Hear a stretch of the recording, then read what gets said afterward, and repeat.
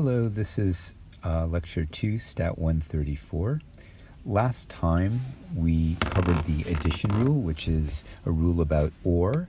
So we said that if A and B are sets that are mutually exclusive, then the probability of A or B is just the sum of the probabilities. The inclusion-exclusion is for more general A and B, and in that case, the probability of A or B is the sum of the individual probabilities, the unconditional probabilities minus the probability of the intersection. Today, we're going to do a number of things.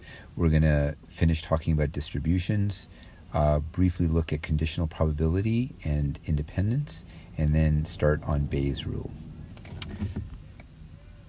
So we started, however, finishing what we did last time, showing Boole's inequality, which is an example of proving something using induction, something that you'll do on the homework, a more complicated example. And so here, to prove by induction, we want to verify the base case, assume the claim is true for n is m, and show it's true for n is m plus 1. So showing the base case is true is trivial.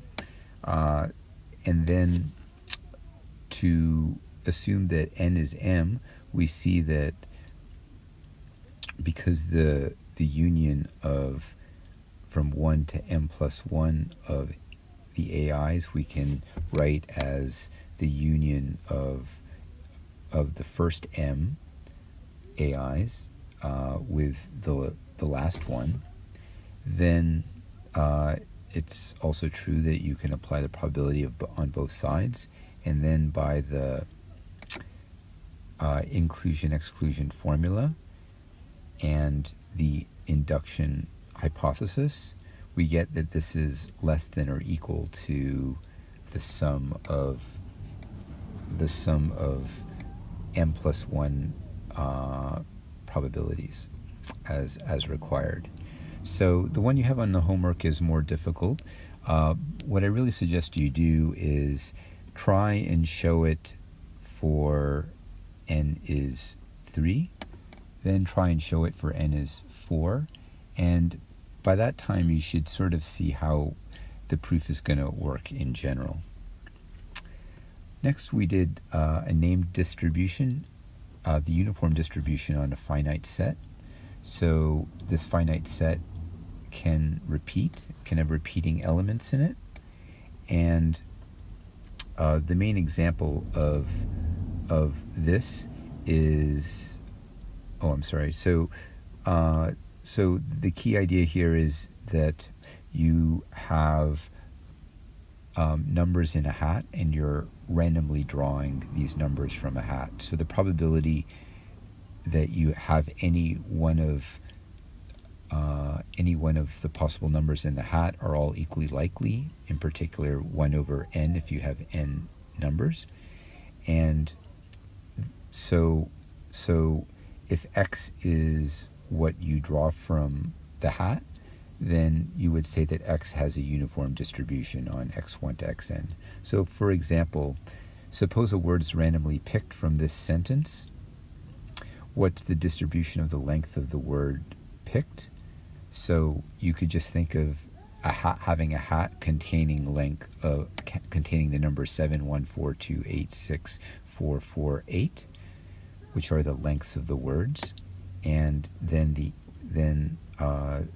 distribution of the length of the word picked is uniform with those numbers. We then did a concept test. So in this test I asked you what's the chance that the top card is a king of spades or the bottom card is a king of spades, and most of you said it was D, which is the correct answer, in particular 1 over 52 plus 1 over 52. And so let's go through why it is this answer. So first thing we note is that it's about OR.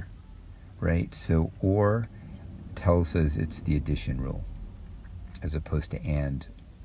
So it's or, and then we see that the top card is a king of spades, the bottom card is a king of spades, so those are mutually exclusive events. So we're going to have the addition rule. So it's going to look like the sum of two unconditional probabilities. In particular, the probability that the top card is the king of spades, plus the probability that the bottom card is the king of spades.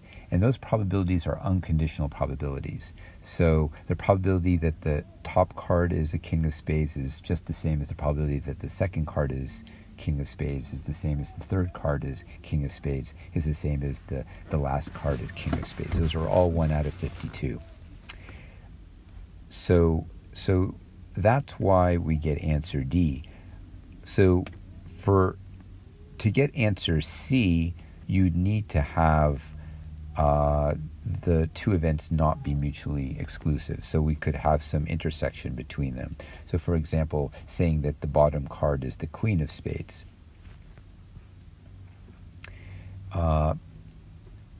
B is not correct because the addition rule tells us that our two probabilities are unconditional. So they should both be 1 out of 52 here. We're not conditioning on what the first card is or what any other card is. A, the answer for you would get A if this was a question of if this was a question involving and I guess it would have to be what's the chance that the top card is the king of spades and the bottom card is the queen of spades. But we'll talk more about the multiplication rule next. So we move on to section 1.4, conditional probability and independence. So the idea here is that I want to assume that B is true. So if I assume B is true, that reduces my outcome space to B. So if I want to find what's the probability that I have A given that B is true, then it's the ratio of the area of A in B to the area of B. That is called Bayes' rule. And if I just multiply across, I get what's called the multiplication rule. So the probability of A and B is the probability of B times the probability of A given B. So the multiplication rule is about and.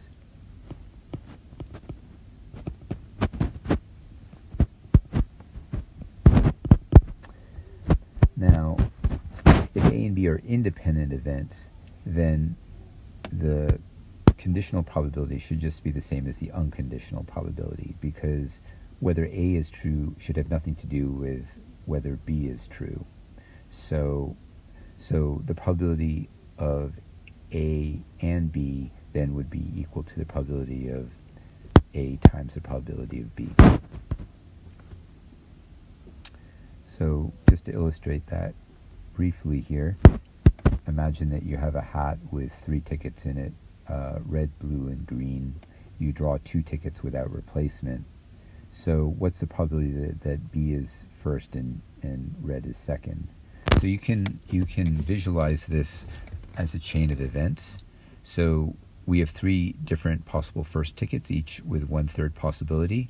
And then for each of those outcomes, we have 2 further possibilities, depending on, yes. So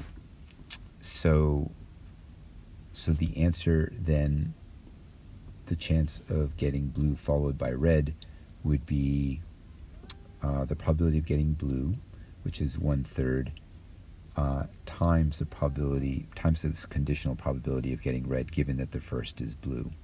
And we see that that's 1/3 times 1/2 is 1/6.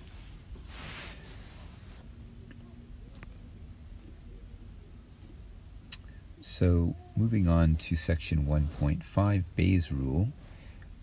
This will further illustrate these ideas. So suppose that we have a factory produces 2 models of cell phones. So, and we're given that the probability that it's cell phone 1 is 0.3, the probability that the cell phone is good given that it's cell phone 1 is 0.8, the probability that it's good given that it's phone 2 is 0.9. So we can illustrate this with a tree diagram. From this data we can see that we should make, first we're going to choose which phone we have, and then we're going to determine whether it's good or not. And so I asked you to find these items, and I don't really have anything to say about it except the last one. Well, actually, the second one here, notice that we've partitioned being good into being good and having cell phone 1, and being good and having cell phone 2. So we've written this sort of total probability as a sum of 2 partial probabilities. And in the third example here, we see that we're asked to find the probability that we have phone 1 given that it's good. And this doesn't follow from our tree diagram, but it does follow from Bayes. So if you just use Bayes' formula, it comes right out. So I've just written Bayes' rule in a different way here. And we can think of the probability that you have cell phone 1 and cell phone 2 as being your priors.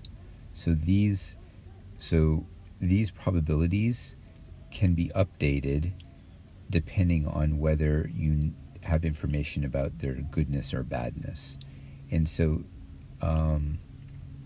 for example, we may have some initial idea about what's the probability of having cell phone 1 and cell phone 2. Perhaps we've done an experiment and we see that on average we get 30 type 1s.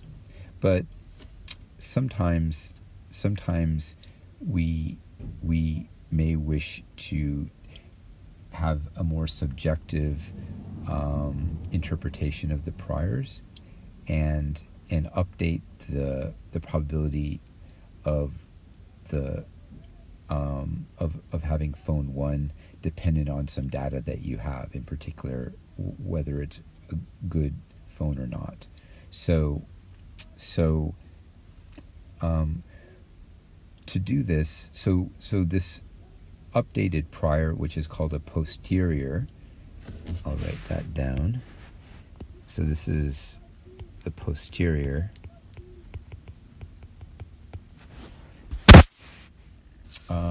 Can be found from Bayes' rule. So if we take a look at Bayes' rule, okay, so here we have our posterior. So our posterior, so we have our posterior in terms of some other items here that we can compute. So the probability that it's a good phone given that it's phone 1 is called a likelihood, and we'll talk more about this relationship between the posterior, the likelihood, and the prior next time.